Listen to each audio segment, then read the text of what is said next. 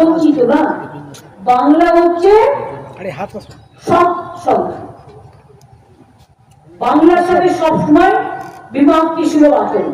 দেখছেন তো, আমি সাথে বিদ্যাসাগরের বাড়ি ওখান দিয়ে এলাম, যিনি বাংলা ভাষার উৎপত্তি স্থল থেকে নারী শিক্ষা, মহিলা বিবাহ সবকিছুই করেছিলেন। বাল্য বিবাহ, রাজা রামমোহন রায়ের সতীদাহ সংস্কার, রবীন্দ্রনাথ ঠাকুরের জাতীয় সঙ্গীত, বঙ্কিমচন্দ্রের বন্দে মাতরম, নেতাজি সুভাষচন্দ্র বোসের জয় হিন্দ স্লোগান, মাতঙ্গিনী হাজরার পিঠাবলি ব্রিজ, আগে যখন ইউনাইটেড মিদনাপুর ছিল, তাম্রলিপ্ত সরকার, ভারতবর্ষে যখন তিনটে স্বাধীন সরকার গঠিত হয়েছিল দেশ স্বাধীনের আগে, একটা ছিল বালিয়া, আর একটা ছিল সাতারা, আর একটা ছিল এই তাম্রলিপ্ত সরকার।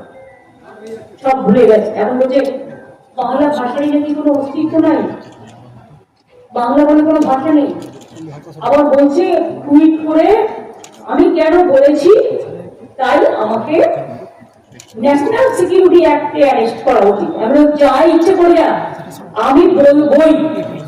আর একটা কথা হচ্ছে এসআর এর নামে, স্পেশাল ডিভিশনের নামে এনআরসি করার একটা প্ল্যান চলছে। সবাই কিন্তু যার ভোটার লিস্টে নাম আছে আবার নতুন করা হবে। এমন কেউ যেন বাকি না থাকেন যে ভোটার লিস্টে নাম তুলবেন না, প্রত্যেকে নাম তুলবেন।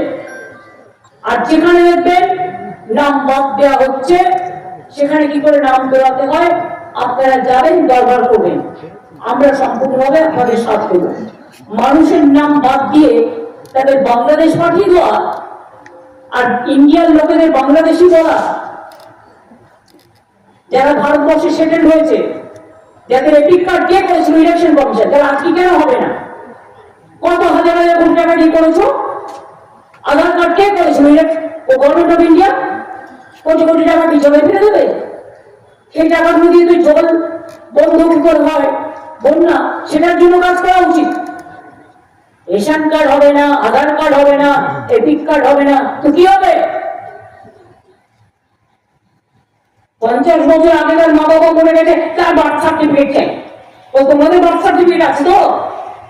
এটা পুরো একটা প্ল্যান্টেড গেম, এবং প্ল্যানটা তৈরি করেছে double engine Sarkar, government of India, election কমিশনকে সাথে রেখে। আমরা এটা মানব না, আমরা এটা সইব না, আমরা এটা মানছি না। সবাইকে আমি বলবো জয় বাংলা বলে, মাধবী মাধবী বলে ভোটার লিস্টে সবাই নাম তুলে, আমার নাম এপিক কার্ডে আছে, এই ভুলটা করবেন না। কারণ নতুন করা হচ্ছে, এটা একটা প্ল্যান মানুষকে বিতাড়িত করা। আসামে 7 লক্ষ হিন্দুদের নামও বাদ দিয়েছিল।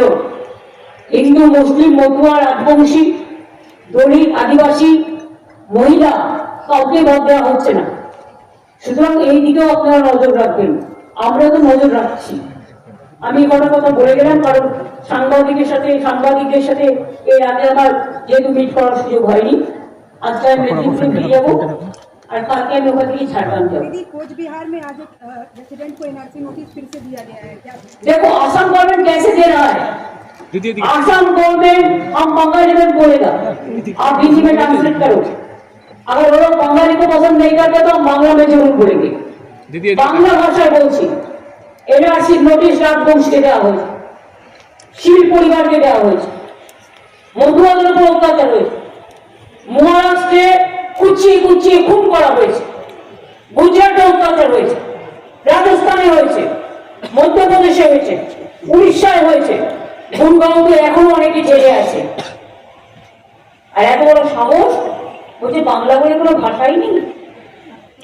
যে বাংলা ভাষা স্বাধীনতার জন্ম দেয়, যে বাংলা ভাষা জাতীয় নবজাগরণের জন্ম দেয়, যে বাংলা দেশকে স্বাধীন করে, যে বাংলা সারা পৃথিবীতে পঞ্চম আর সারা এশিয়াতে দ্বিতীয়।